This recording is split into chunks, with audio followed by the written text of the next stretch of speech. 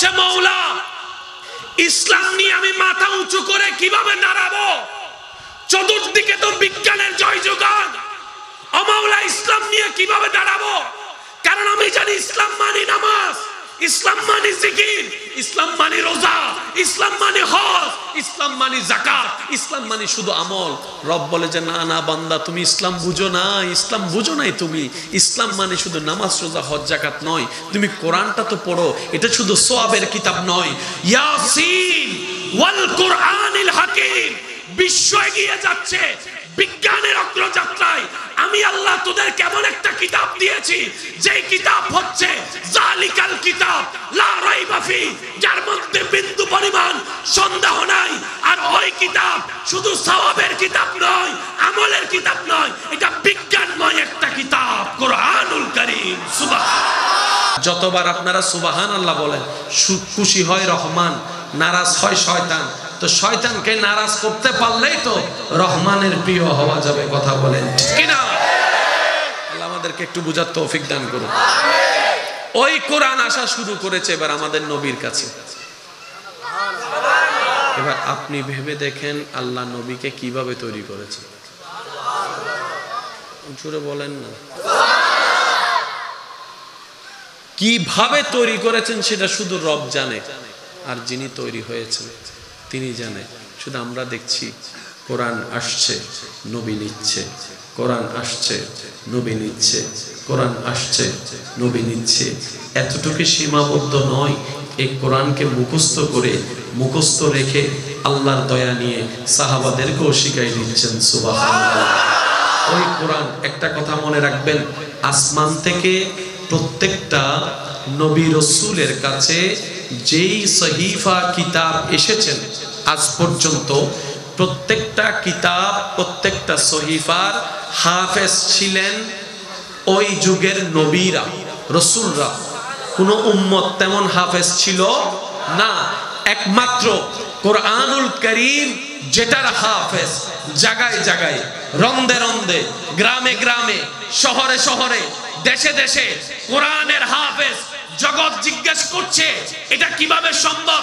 নবী রাহমাতুল লিল আলামিন বলে আমি রবের কাছে ফরিয়াদ করেছি, মাওলা গো তুমি দয়া করে যে কিতাব আমাকে দান করছো এটাকে এমন দয়া করো যেন আমার উম্মতরা হেফজ করে, মুখস্থ করে কলবের মধ্যে ধারণ করতে পারে। সুবহান আল্লাহু আকবার।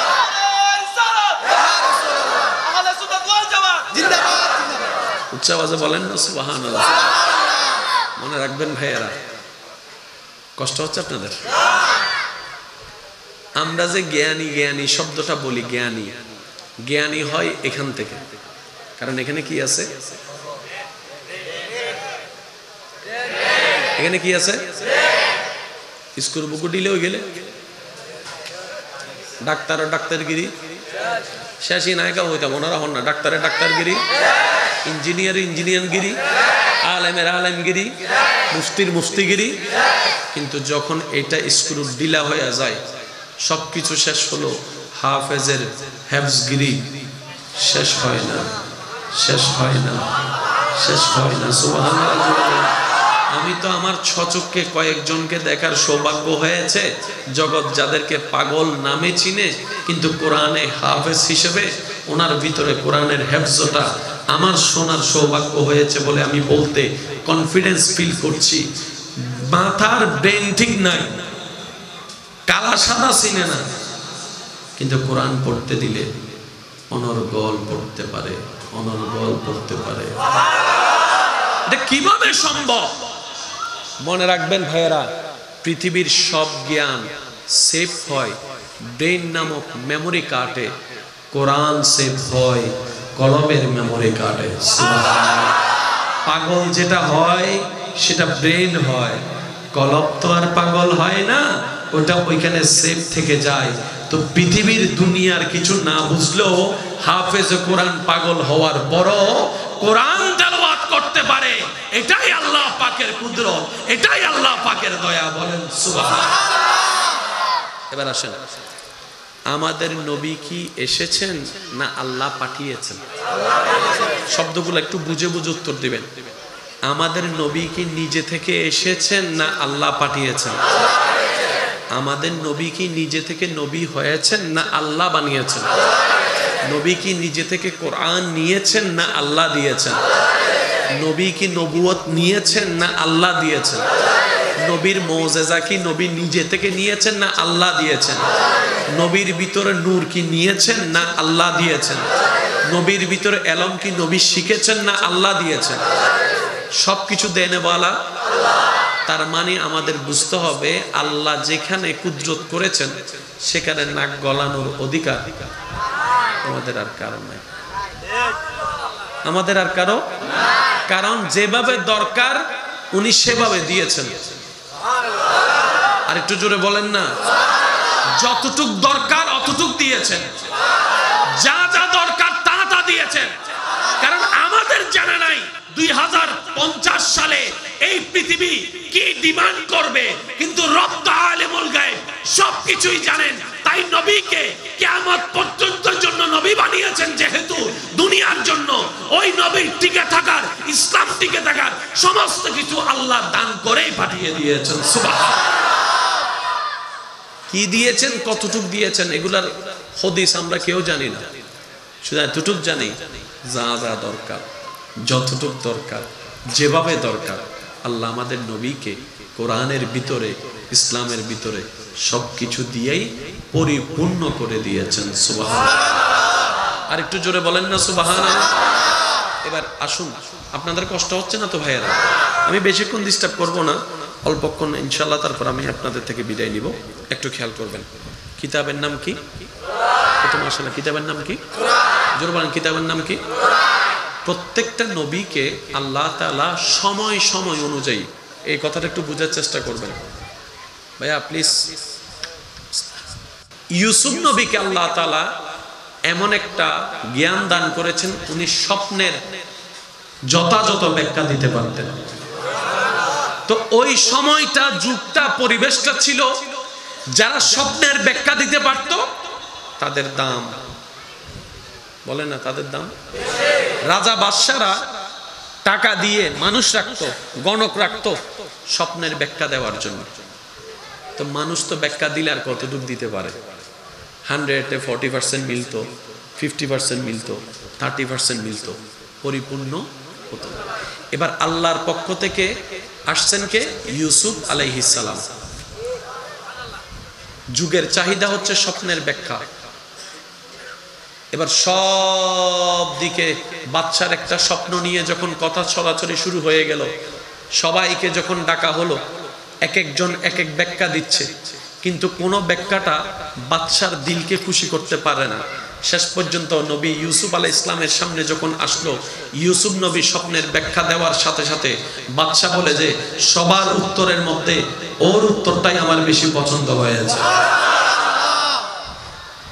যেই যুগের, যেই এলাকার যেই ডিমান্ড ছিল, আল্লাহ সেভাবে সেই নবীকে, সেই রসুলকে পরিপূর্ণ করে পাঠিয়েছেন।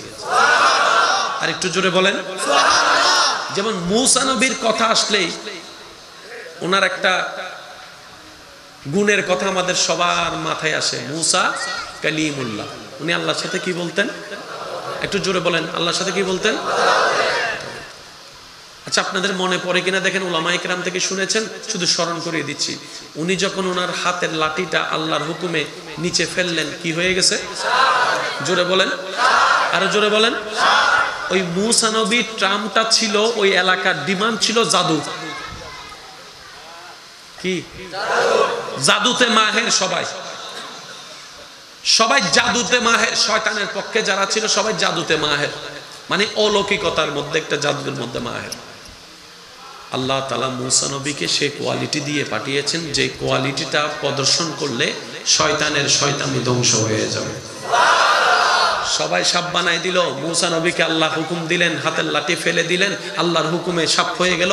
ওই সাপটা সব কুলারে খাইয়ে ফেলছে, মূসা নবী জিতে গিয়েছে। শুধু বুঝাতে চাচ্ছি, যেই এলাকার, যেই দেশের, যেই মানুষের, যেই কালচারের যেমন যেমন ডিমান্ড ছিল, ওই ডিমান্ডের প্রতিপক্ষে আল্লাহর পক্ষ থেকে রহমত হয়ে নবীরা এসেছেন, রসুলরা এসেছেন, কিতাবও এসেছেন। আরেকটু জোরে বলতে হবে, আরেকটু জোরে বলতে হবে।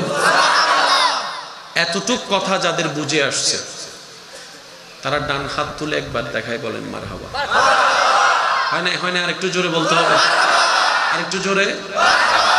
এবার হাত নামান, কারণ প্রত্যেকটা নবী কার প্রতিনিধি? ভাইয়া বলেন না, নবী নবী হেরে গেলে হেরে যাবে কে? স্বাভাবিক, তা আল্লাহ তো হারবে না, কারণ ইন্নাল্লাহা আলা কুল্লি শাইইন কাদির। সুবহানাল্লাহ বলতে হবে তো। নবীরা ইন্নী জাইলুন ফিল আরদি খলিফা, আল্লাহর প্রতিনিধিত্ব। তো আল্লাহ তাআলা ওনাদেরকে সেইভাবে সাজাই দিয়েছেন, যা ভিতরে দিলে হারবে না, জিতে আসবে। না হয় আপনি দেখেন ফেরাউনের দল কত বড়, মূসা নবীর দল কত বড়, কিন্তু জিতার সময় জিতেছে মূসা কালিমুল্লাহ।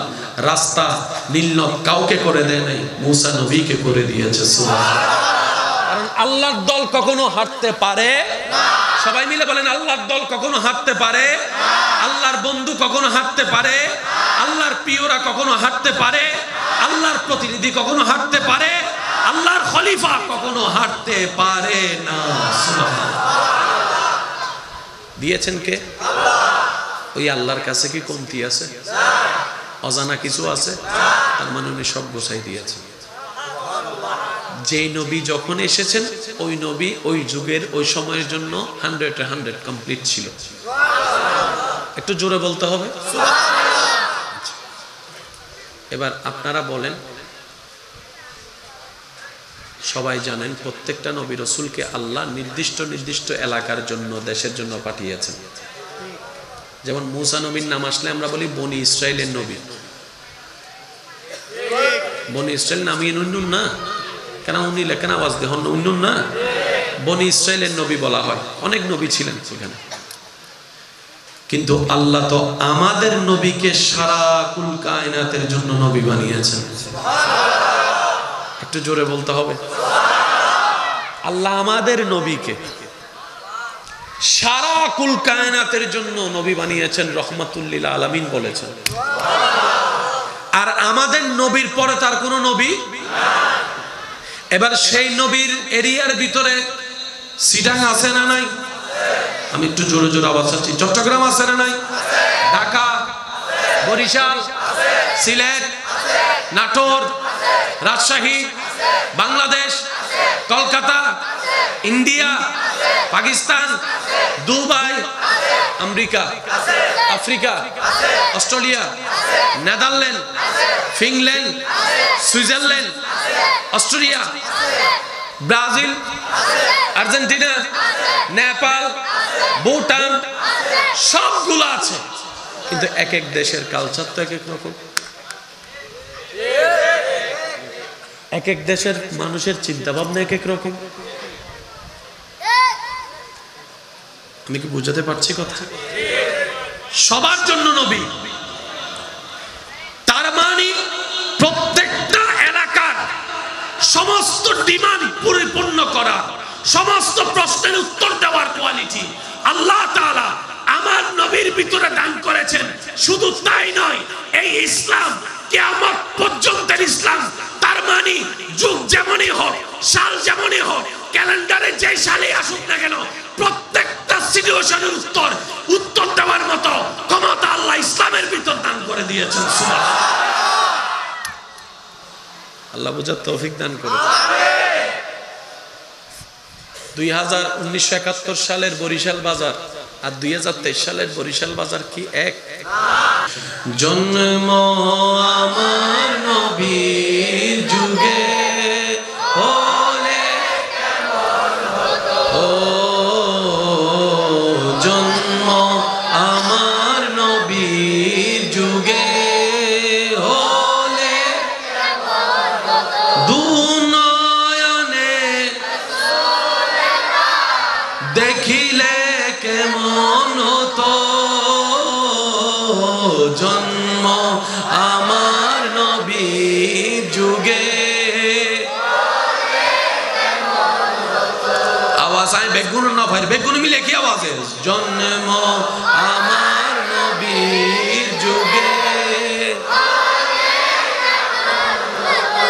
উচ্চ আওয়াজ একবার বলেন মারহাবা। শিক্ষিত সমাজের বাইরে একটু মনোযোগ দিবেন, জোরে বলতে হবে মারহাবা। কিয়ামত পর্যন্ত এই বরিশাল বাজারের যতই ডিমান্ড থাকুক, মানুষের চিন্তা যত রকমেরই পাল্টাক, ইসলামের মধ্যে পরিপূর্ণ করার সে কোয়ালিটি আল্লাহ দান করেই দিয়েছে। খুঁজি নাই, ব্যর্থতা আমাদের। তালাশ করি নাই, ব্যর্থতা আমাদের। গবেষণা করি নাই, ব্যর্থতা আমাদের। ইসলামের কোনো ব্যর্থতা নাই, মনে রাখবেন।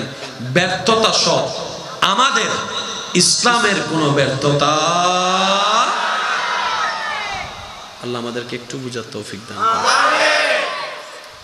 ইসলাম ব্যর্থ হবে কেমনে? যে ইসলাম আল্লাহ, যে ইসলাম সাজাইছে আল্লাহ, এই ইসলাম তো কখনো ব্যর্থ হতে পারে না। আমরা অনেক সময় নিজেদের ব্যর্থতাকে ইসলামের নাম দিয়ে চালাই দিই, ঠিক না? আমরা অনেক সময় নিজেদের দোষটা ইসলামের নাম দিয়ে চালাই দিই। ভুলটা আমার, ভুলটা ইসলামের নয়। মনে থাকবে ইনশাল্লাহ। এবার আসেন, এক এক নবীর যুগটা ছিল এক এক রকম।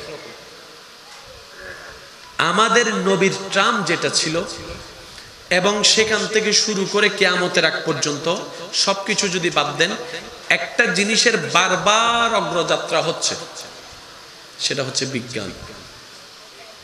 কি জোরে বলেন? দিন দিন সায়েন্স ডেভেলপ হচ্ছে। আগে ছিল সায়েন্স, এখন হচ্ছে মডার্ন সায়েন্স। জোরে বলেন না? জীবনে কোনোদিন কেউ কল্পনা করছে এই ফিঙ্গারপ্রিন্ট দিয়ে মোবাইল খুলবে? 3310 ব্যবহার করে যদি 1100 মডেল ব্যবহার করে যদি বোঝেন আছে তো না? ওইবারে টড়রঙ্গ টড়রঙ্গ টড়রঙ্গ টং লক গইতো দেখি দি মাঝখান দিয়ে বেদ আর ওকে হ্যাঁস মারো,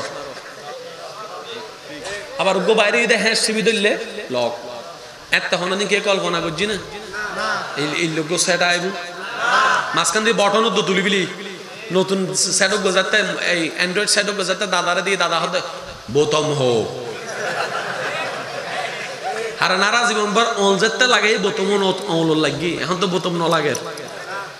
দাদা ইবে ইবে মস্কারি গরদ না তুই আনলো, ঠিক না বেটি? খাও না। আপনি দেখেন সবচাইতে বেশি অগ্রযাত্রা হচ্ছে বিজ্ঞানের, আর্টসের নয়, কমার্সের নয়, বিজ্ঞানের।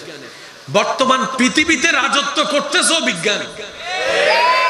আপনি যেদিকে তাকাবেন বিজ্ঞান আর বিজ্ঞান। মোবাইল বিজ্ঞান, ক্যামেরা বিজ্ঞান, ফেসবুক বিজ্ঞান, ইউটিউব জোরে জোরে বলেন, টুইটার বিজ্ঞান, গাড়ি বিজ্ঞান, মার্সিডিস বিজ্ঞান, প্রাডো বিজ্ঞান, বিমান বিজ্ঞান, হেলিকপ্টার বিজ্ঞান, ওই রকেট বিজ্ঞান, স্যাটেলাইট, সবকিছু বিজ্ঞানের। বুঝবেন, সবকিছু বিজ্ঞানের। পৃথিবীর চাহিদা বিজ্ঞান। আমি কি বুঝাতে পারছি কথা? পৃথিবীর চাহিদা বিজ্ঞান। এবার বিজ্ঞানের মতো কিছু হলে ও বন্ধুত্ব করবে, আর যদি না হয় তাহলে কখনো সে বন্ধুত্ব করবে না, আন্ডার এস্টিমেট করবে। তুই তো বেলা আমার লেভেলেরই না। এবার এই বিজ্ঞানের প্রযুক্তির যুগে বান্দা বলছে, মওলা ইসলাম নিয়ে আমি মাথা উঁচু করে কিভাবে দাঁড়াবো? চতুর্দিকে তো বিজ্ঞানের জয় জোগান। ও মওলা ইসলাম নিয়ে কিভাবে দাঁড়াবো? কারণ আমি জানি ইসলাম মানে নামাজ, ইসলাম মানে জিকির, ইসলাম মানে রোজা, ইসলাম মানে হজ, ইসলাম মানে যাকাত, ইসলাম মানে শুধু আমল। রব বলে যে না না বান্দা, তুমি ইসলাম বুঝো না, ইসলাম বুঝো নাই তুমি। ইসলাম মানে শুধু নামাজ রোজা হজ যাকাত নয়, তুমি কোরআনটা তো পড়ো। এটা শুধু সওয়াবের কিতাব নয়। ইয়াসিন ওয়াল কুরআনিল হাকিম।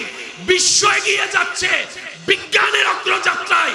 আমি আল্লাহ তোদের কেমন একটা কিতাব দিয়েছি, যে কিতাব হচ্ছে জালিকাল কিতাব লা রাইবা ফি, যার মধ্যে বিন্দু পরিমাণ সন্দেহ নাই। আর ওই কিতাব শুধু সওয়াবের কিতাব নয়, আমলের কিতাব নয়, এটা বিজ্ঞানময় একটা কিতাব, কোরআনুল কারীম। সুবহানাল্লাহ, আল্লাহু আকবার।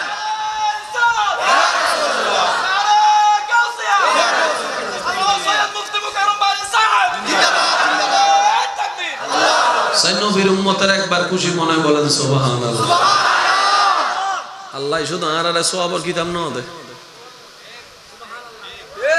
আই আস্তে করে হয়নি, ওনারা জোরে করে সুবহানাল্লাহ হইল। কেন করে হইবেন দে? কেন করে? যার তো শক্তি আছে তারা হইন, আর যারা গেঙ্গু আর কি হইবেন? এমন একটা কোরআন আল্লাহ আমাদেরকে দিয়েছেন, এই কোরআনকে নেওয়ার মতো নিয়ে এই বিশ্বে যাদের সামনে গিয়েছে মাথা নিচু করে আসতে হয়নি, সর্বদা মাথা উঁচু করেই এসেছে। এমন একটা কিতাব আল্লাহ দয়া করে আমাদেরকে দান করেছেন যেটার নাম কোরআনুল কারীম। এটা এমন একটি কিতাব, বিশ্বের বড় বড় অনেক জ্ঞানী গুণীরা এই কোরআনের ভুল ধরতে গিয়ে কোরআন পড়তে পড়তে কোরআনের সৌন্দর্যের জ্ঞানের প্রেমে পড়ে ইসলাম ধর্ম গ্রহণ করেছে। এই কোরআন এমন একটি কিতাব, যেই কিতাব নিয়ে যারাই অগ্রসর হয়েছে আলোর পথ দেখেছে, অন্ধকার থেকে মুক্তি পাওয়ার রাস্তা খুঁজে পেয়েছে। চিৎকার দিয়ে বলেন সুবহানাল্লাহ। বান্দা বলছে, মওলা ইসলাম নিয়ে আমি মাথা উঁচু করে কিভাবে দাঁড়াবো? চতুর্দিকে তো বিজ্ঞানের জয় জোগান। ও মওলা, ইসলাম নিয়ে কিভাবে দাঁড়াবো? কারণ আমি জানি ইসলাম মানে নামাজ, ইসলাম মানে জিকির, ইসলাম মানে রোজা, ইসলাম মানে হজ, ইসলাম মানে যাকাত, ইসলাম মানে শুধু আমল। রব বলে যে না না বান্দা, তুমি ইসলাম বুঝো না, ইসলাম বুঝো নাই তুমি। ইসলাম মানে শুধু নামাজ, রোজা, হজ, যাকাত নয়। তুমি কোরআনটা তো পড়ো, এটা শুধু সওয়াবের কিতাব নয়। ইয়াসিন ওয়াল কুরআনিল হাকিম। বিশ্ব এগিয়ে যাচ্ছে বিজ্ঞানের অগ্রযাত্রায়। আমি আল্লাহ তোদের কেমন একটা কিতাব দিয়েছি, যে কিতাব হচ্ছে জালিকাল কিতাব লা রাইবা ফি, যার মধ্যে বিন্দু পরিমাণ সন্দেহ নাই। আর ওই কিতাব শুধু সওয়াবের কিতাব নয়, আমলের কিতাব নয়, এটা বিজ্ঞানময় একটা কিতাব, কোরআনুল কারীম। সুবহানাল্লাহ। যতবার আপনারা সুবহানাল্লাহ বলেন, খুশি হয় রহমান, নারাজ হয় শয়তান। তো শয়তানকে নারাজ করতে পারলেই তো রহমানের প্রিয় হওয়া যাবে। কথা বলেন ঠিক কি না? আল্লাহ আমাদেরকে একটু বুঝার তৌফিক দান করুন। ওই কোরআন আসা শুরু করেছে এবার আমাদের নবীর কাছে। এবার আপনি ভেবে দেখেন আল্লাহ নবীকে কিভাবে তৈরি করেছে। জোরে বলেন না। কিভাবে তৈরি করেছেন সেটা শুধু রব জানে, আর যিনি তৈরি হয়েছেন তিনি জানে। শুধু আমরা দেখছি কোরআন আসছে, নবী নিচ্ছে, কোরআন আসছে, নবী নিচ্ছে, কোরআন আসছে, নবী নিচ্ছে। এতটুকু সীমাবদ্ধ নয়, এই কোরআনকে মুখস্থ করে, মুখস্থ রেখে আল্লাহর দয়া নিয়ে সাহাবাদেরকেও শিখাই দিচ্ছেন। সুবহানাল্লাহ। ওই কোরআন, একটা কথা মনে রাখবেন, আসমান থেকে প্রত্যেকটা নবী রাসূলের কাছে যেই সহিফা কিতাব এসেছেন আজ পর্যন্ত, প্রত্যেকটা কিতাব, প্রত্যেকটা সহিফার হাফেজ ছিলেন ওই যুগের নবীরা, রাসূলরা। কোন উম্মত তেমন হাফেজ ছিল না। একমাত্র কোরআনুল কারীম যেটার হাফেজ জায়গায় জায়গায়, রন্দে রন্দে, গ্রামে গ্রামে, শহরে শহরে, দেশে দেশে কোরআনের হাফেজ। জগৎ জিজ্ঞেস করছে এটা কিভাবে সম্ভব? নবী রাহমাতুল লিল আলামিন বলে, আমি রবের কাছে ফরিয়াদ করেছি, মওলা গো তুমি দয়া করে যে কিতাব আমাকে দান করছো, এটাকে এমন দয়া করো যেন আমার উম্মতরা হেফজ করে, মুখস্থ করে কলবের মধ্যে ধারণ করতে পারে। সুবহানাল্লাহ। আল্লাহু আকবার।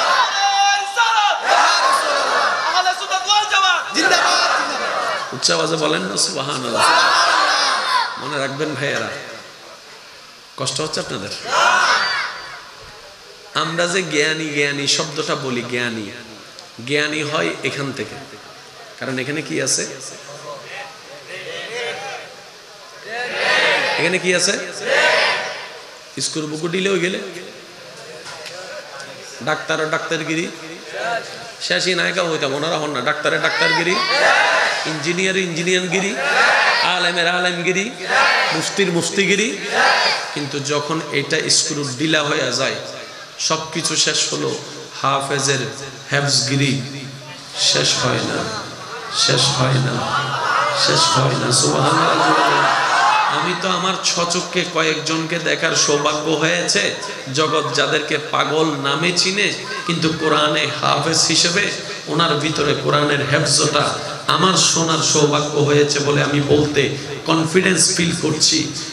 মাথার ব্রেন ঠিক নাই, কালা সাদা চিনে না, কিন্তু কোরআন পড়তে দিলে অনর্গল পড়তে পারে, অনর্গল পড়তে পারে। এটা কিভাবে সম্ভব? মনে রাখবেন ভাইয়েরা, পৃথিবীর সব জ্ঞান সেভ হয় ব্রেন নামক মেমোরি কার্ডে, কোরআন সেভ হয় কলমের মেমোরি কার্ডে। পাগল যেটা হয় সেটা ব্রেন হয়, কলম তো আর পাগল হয় না, ওটা ওইখানে সেভ থেকে যায়। তো পৃথিবীর দুনিয়ার কিছু না বুঝলেও হাফেজ কোরআন পাগল হওয়ার বড় কোরআন তেলাওয়াত করতে পারে। এটাই আল্লাহ পাকের কুদরত, এটাই আল্লাহ পাকের দয়া। বলেন সুবহানাল্লাহ। এবার আসেন, আমাদের নবী কি এসেছেন না আল্লাহ পাঠিয়েছেন? শব্দগুলো একটু বুঝে বুঝে উত্তর দিবেন। আমাদের নবী কি নিজে থেকে এসেছেন না আল্লাহ পাঠিয়েছেন? আমাদের নবী কি নিজে থেকে নবী হয়েছেন না আল্লাহ বানিয়েছেন? নবী কি নিজে থেকে কোরআন নিয়েছেন না আল্লাহ দিয়েছেন? নবী কি নবুয়ত নিয়েছেন না আল্লাহ দিয়েছেন? নবীর মুজিজা কি নবী নিজে থেকে নিয়েছেন না আল্লাহ দিয়েছেন? নবীর ভিতরে নূর কি নিয়েছেন না আল্লাহ দিয়েছেন? নবীর ভিতরে এলম কি নবী শিখেছেন না আল্লাহ দিয়েছেন? সবকিছু দেনেওয়ালা আল্লাহ। তার মানে আমাদের বুঝতে হবে আল্লাহ যেখানে কুদরত করেছেন সেখানে নাক গলানোর অধিকার আমাদের আর কারো নাই, আমাদের আর কারো। কারণ যেভাবে দরকার উনি সেভাবে দিয়েছেন। আর একটু জোরে বলেন না, যতটুক দরকার অতটুক দিয়েছেন, যা যা দরকার তা তা দিয়েছেন। কারণ আমাদের জানা নাই 2050 সালে এই পৃথিবী কি ডিমান্ড করবে, কিন্তু রব আলিমুল গায়ব সবকিছুই জানেন। তাই নবীকে কিয়ামত পর্যন্ত জন্য নবী বানিয়েছেন, যেহেতু দুনিয়ার জন্য ওই নবীর টিকে থাকার, ইসলাম টিকে থাকার সমস্ত কিছু আল্লাহ দান করেই পাঠিয়ে দিয়েছেন। সুবহানাল্লাহ। কি দিয়েছেন, কতটুক দিয়েছেন, এগুলার হাদিস আমরা কেউ জানি না, শুধু এতটুক জানি যা যা দরকার, যতটুক দরকার, যেভাবে দরকার আল্লাহ আমাদের নবীকে কোরআনের ভিতরে, ইসলামের ভিতরে সবকিছু দিয়েই পরিপূর্ণ করে দিয়েছেন। সুবহানাল্লাহ। আর একটু জোরে বলেন না সুবহানাল্লাহ। এবার আসুন, আপনাদের কষ্ট হচ্ছে না তো ভাইয়েরা? আমি বেশিক্ষণ ডিস্টার্ব করব না, অল্পক্ষণ ইনশাআল্লাহ, তারপর আমি আপনাদের থেকে বিদায় নিব। একটু খেয়াল করবেন, কিতাবের নাম কি? মাশাআল্লাহ, কিতাবের নাম কি? জোরে বলেন, কিতাবের নাম কি? প্রত্যেকটা নবীকে আল্লাহ তাআলা সময় সময় অনুযায়ী, এই কথাটা একটু বোঝার চেষ্টা করবেন ভাইয়া প্লিজ। ইউসুফ নবীকে আল্লাহ তাআলা এমন একটা জ্ঞান দান করেছেন, উনি স্বপ্নের যথাযথ ব্যাখ্যা দিতে পারতেন। তো ওই সময়টা, যুগটা, পরিবেশটা ছিল যারা স্বপ্নের ব্যাখ্যা দিতে পারত তাদের দাম, বলেন না তাদের দাম। রাজা বাদশারা টাকা দিয়ে মানুষ রাখতো, গণক রাখতো স্বপ্নের ব্যাখ্যা দেওয়ার জন্য। তো মানুষ তো ব্যাখ্যা দিলে আর কতটুকু দিতে পারে? 100-এ 40% মিলতো, 50% মিলতো, 30% মিলতো, পরিপূর্ণ হতো। এবার আল্লাহর পক্ষ থেকে আসছেন কে? ইউসুফ আলাইহিস সালাম। যুগের চাহিদা হচ্ছে স্বপ্নের ব্যাখ্যা। এবার সব দিকে বাদশার একটা স্বপ্ন নিয়ে যখন কথা ছড়াছড়ি শুরু হয়ে গেল, সবাইকে যখন ডাকা হলো, এক একজন এক এক ব্যাখ্যা দিচ্ছে, কিন্তু কোনো ব্যাখ্যাটা বাদশার দিলকে খুশি করতে পারে না। শেষ পর্যন্ত নবী ইউসুফ আলাইহিস সালামের সামনে যখন আসলো, ইউসুফ নবী স্বপ্নের ব্যাখ্যা দেওয়ার সাথে সাথে বাদশা বলে যে সবার উত্তরের মধ্যে ওর উত্তরটাই আমার বেশি পছন্দ হয়েছে। যেই যুগের, যেই এলাকার যেই ডিমান্ড ছিল, আল্লাহ সেভাবে সেই নবীকে, সেই রসুলকে পরিপূর্ণ করে পাঠিয়েছেন। আর একটু জোরে বলেন। যেমন মূসা নবীর কথা আসলেই ওনার একটা গুণের কথা আমাদের সবার মাথায় আসে। মূসা কালিমুল্লাহ। উনি আল্লাহর সাথে কি বলতেন? একটু জোরে বলেন, আল্লাহর সাথে কি বলতেন? আচ্ছা, আপনাদের মনে পড়ে কিনা দেখেন, উলামায়ে কেরাম থেকে শুনেছেন, শুধু স্মরণ করিয়ে দিচ্ছি। উনি যখন ওনার হাতের লাঠিটা আল্লাহর হুকুমে নিচে ফেললেন, কি হয়ে গেছে? জোরে বলেন, আরো জোরে বলেন। ওই মূসা নবীর ট্রামটা ছিল, ওই এলাকার ডিমান্ড ছিল জাদু। কি জাদুতে মাহের? সবাই জাদুতে মাহের। শয়তানের পক্ষে যারা ছিল সবাই জাদুতে মাহের, মানে অলৌকিকতার মধ্যে, একটা জাদুর মধ্যে মাহের। আল্লাহ তাআলা মূসা নবীকে সেই কোয়ালিটি দিয়ে পাঠিয়েছেন, যে কোয়ালিটিটা প্রদর্শন করলে শয়তানের শয়তানি ধ্বংস হয়ে যাবে। সবাই সাপ বানাই দিল, মূসা নবীকে আল্লাহ হুকুম দিলেন, হাতের লাঠি ফেলে দিলেন, আল্লাহর হুকুমে সাপ হয়ে গেল। ওই সাপটা সব কুলারে খাইয়ে ফেলছে, মূসা নবী জিতে গিয়েছে।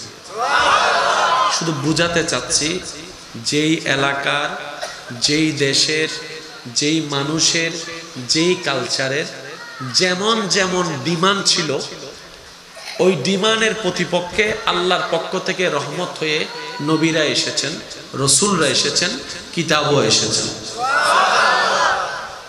আরেকটু জোরে বলতে হবে, আরেকটু জোরে বলতে হবে। এতটুক কথা যাদের বুঝে আসছে তারা ডান হাত তুলে একবার দেখায় বলেন মারহাবা। হয় না? হয় না? আরেকটু জোরে বলতে হবে, আরেকটু জোরে। এবার হাত নামান, কারণ প্রত্যেকটা নবী কার প্রতিনিধি? ভাইয়া বলেন না, নবী হেরে গেলে হেরে যাবে কে? স্বাভাবিক, তা আল্লাহ তো হারবে না, কারণ ইন্নাল্লাহা আলা কুল্লি শাইইন কাদির। সুবহানাল্লাহ বলতে হবে তো। নবীরা ইন্নী জাইলুন ফিল আরদি খলিফা, আল্লাহর প্রতিনিধিত্ব। তো আল্লাহ তাআলা ওনাদেরকে সেইভাবে সাজাই দিয়েছেন, যা ভিতরে দিলে হারবে না, জিতে আসবে। না হয় আপনি দেখেন ফেরাউনের দল কত বড়, মূসা নবীর দল কত বড়, কিন্তু জিতার সময় জিতেছে মূসা কালিমুল্লাহ।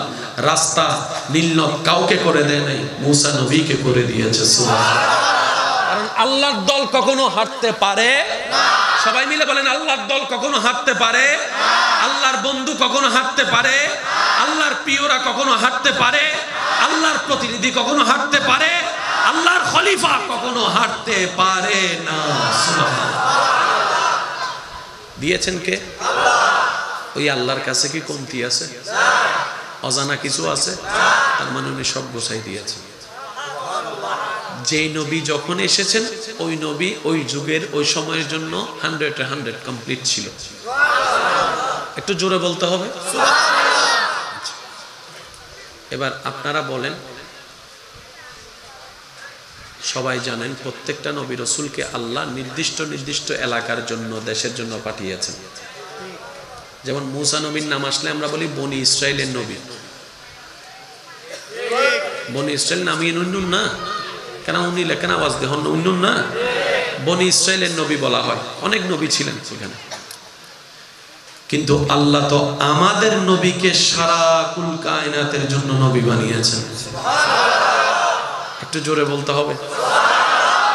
আল্লাহ আমাদের নবীকে সারা কুল কায়নাতের জন্য নবী বানিয়েছেন, রহমাতুল লিল আলামিন বলেছেন। আর আমাদের নবীর পরে তার কোন নবী। এবার সেই নবীর এরিয়ার ভিতরে সিটাং আছে না নাই? আমি একটু জোরে জোরে আওয়াজ চাচ্ছি। চট্টগ্রাম আছে না নাই? Dhaka, Barishal, Sylhet, Natore, Rajshahi, Bangladesh, Kolkata, India, Pakistan, Dubai, America, Africa, Australia, Netherland, Finland, Switzerland, Australia, Brazil, Argentina, Nepal, Bhutan, সবগুলো আছে। কিন্তু এক এক দেশের কালচার তো এক এক রকম, এক এক দেশের মানুষের চিন্তা ভাবনা এক এক রকম। আমি কি বুঝাতে পারছি কথা? সবার জন্য নবী, তার মানে প্রত্যেকটা এলাকার সমস্ত ডিমান্ড পরিপূর্ণ করা, সমস্ত প্রশ্নের উত্তর দেওয়ার কোয়ালিটি আল্লাহ তাআলা আমার নবীর ভিতরে দান করেছেন। শুধু তাই নয়, এই ইসলাম কিয়ামত পর্যন্ত ইসলাম, তার মানে যুগ যেমনই হোক, সাল যেমনই হোক, ক্যালেন্ডারে যে সালে আসুক না কেন, প্রত্যেকটা সিচুয়েশনের উত্তর দেওয়ার মতো ক্ষমতা আল্লাহ ইসলামের ভিতর দান করে দিয়েছেন। আল্লাহ বুঝার তৌফিক দান করে। 1971 সালের বরিশাল বাজার আর 2023 সালের বরিশাল বাজার কি এক? জন্ম আমার নবীর যুগে হলে ও জন্ম আমার নবীর যুগে হলে দুনয়নে দেখিলে কেমন হতো, জন্ম আমার নবীর যুগে। আওয়াজ আয় বেগুন না ভাই, বেগুন মিলে কি আওয়াজ? জন্ম আমার নবীর যুগে। উচ্চ আওয়াজ একবার বলেন মারহাবা। শিক্ষিত সমাজের বাইরে একটু মনোযোগ দিবেন, জোরে বলতে হবে মারহাবা। কিয়ামত পর্যন্ত এই বরিশাল বাজারের যতই ডিমান্ড থাকুক, মানুষের চিন্তা যত রকমেরই পাল্টাক, ইসলামের মধ্যে পরিপূর্ণ করার সে কোয়ালিটি আল্লাহ দান করেই দিয়েছে। খুঁজি নাই, ব্যর্থতা আমাদের। তালাশ করি নাই, ব্যর্থতা আমাদের। গবেষণা করি নাই, ব্যর্থতা আমাদের। ইসলামের কোনো ব্যর্থতা নাই, মনে রাখবেন। ব্যর্থতা সব আমাদের, ইসলামের কোনো ব্যর্থতা। আল্লাহ আমাদেরকে একটু বুঝার তৌফিক দান করুন। ইসলাম ব্যর্থ হবে কেমনে? যে ইসলাম আল্লাহ, যে ইসলাম সাজাইছে আল্লাহ, এই ইসলাম তো কখনো ব্যর্থ হতে পারে না।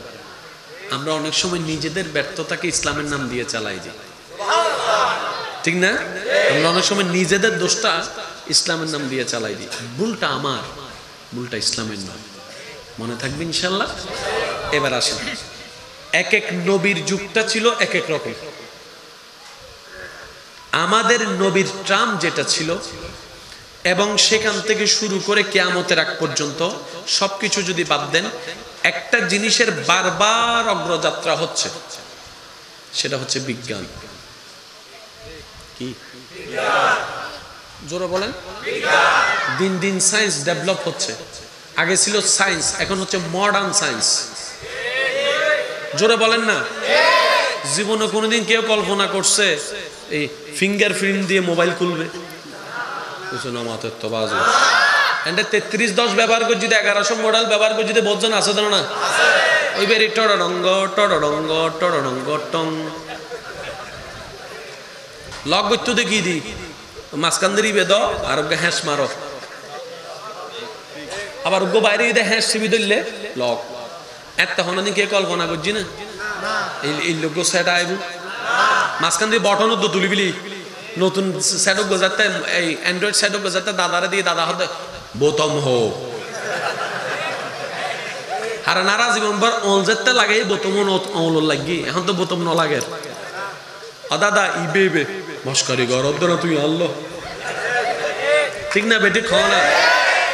আপনি দেখেন সবচাইতে বেশি অগ্রযাত্রা হচ্ছে বিজ্ঞানের, আর্টসের নয়, কমার্সের নয়, বিজ্ঞানের। বর্তমান পৃথিবীতে রাজত্ব করতেছে বিজ্ঞান। আপনি যেদিকে তাকাবেন বিজ্ঞান আর বিজ্ঞান। মোবাইল বিজ্ঞান, ক্যামেরা বিজ্ঞান, ফেসবুক বিজ্ঞান, ইউটিউব জোরে জোরে বলেন, টুইটার বিজ্ঞান, গাড়ি বিজ্ঞান, মার্সিডিস বিজ্ঞান, প্রাডো বিজ্ঞান, বিমান বিজ্ঞান, হেলিকপ্টার বিজ্ঞান, ওই রকেট বিজ্ঞান, স্যাটেলাইট সবকিছু বিজ্ঞানের। বুঝবেন, সবকিছু বিজ্ঞানের। পৃথিবীর চাহিদা বিজ্ঞান। আমি কি বুঝাতে পারছি কথা? পৃথিবীর চাহিদা বিজ্ঞান। এবার বিজ্ঞানের মতো কিছু হলে ও বন্ধুত্ব করবে, আর যদি না হয় তাহলে কখনো সে বন্ধুত্ব করবে না, আন্ডার এস্টিমেট করবে। তুই তো বেলা আমার লেভেলেরই না। এবার এই বিজ্ঞানের প্রযুক্তির যুগে বান্দা বলছে মওলা ইসলাম নিয়ে আমি মাথা উঁচু করে কিভাবে দাঁড়াবো, চতুর্দিকে তো বিজ্ঞানের জয়জয়গান, ও মওলা ইসলাম নিয়ে কিভাবে দাঁড়াবো? কারণ আমি জানি ইসলাম মানে নামাজ, ইসলাম মানে জিকির, ইসলাম মানে রোজা, ইসলাম মানে হজ, ইসলাম মানে যাকাত, ইসলাম মানে শুধু আমল। রব বলে যে না না বান্দা তুমি ইসলাম বুঝো না, ইসলাম বুঝো নাই তুমি। ইসলাম মানে শুধু নামাজ রোজা হজ যাকাত নয়, তুমি কোরআনটা তো পড়ো, এটা শুধু সওয়াবের কিতাব নয়। ইয়াসিন ওয়াল কুরআনিল হাকিম, বিশ্ব এগিয়ে যাচ্ছে বিজ্ঞানের অগ্রযাত্রায়। আমি আল্লাহ তোদের কেমন একটা কিতাব দিয়েছি, যে কিতাব হচ্ছে জালিকাল কিতাব লা রাইবা ফি, যার মধ্যে বিন্দু পরিমাণ সন্দেহ নাই। আর ওই কিতাব শুধু সওয়াবের কিতাব নয়, আমলের কিতাব নয়, এটা বিজ্ঞানময় একটা কিতাব, কোরআনুল কারীম। সুবহানাল্লাহ, আল্লাহু আকবার।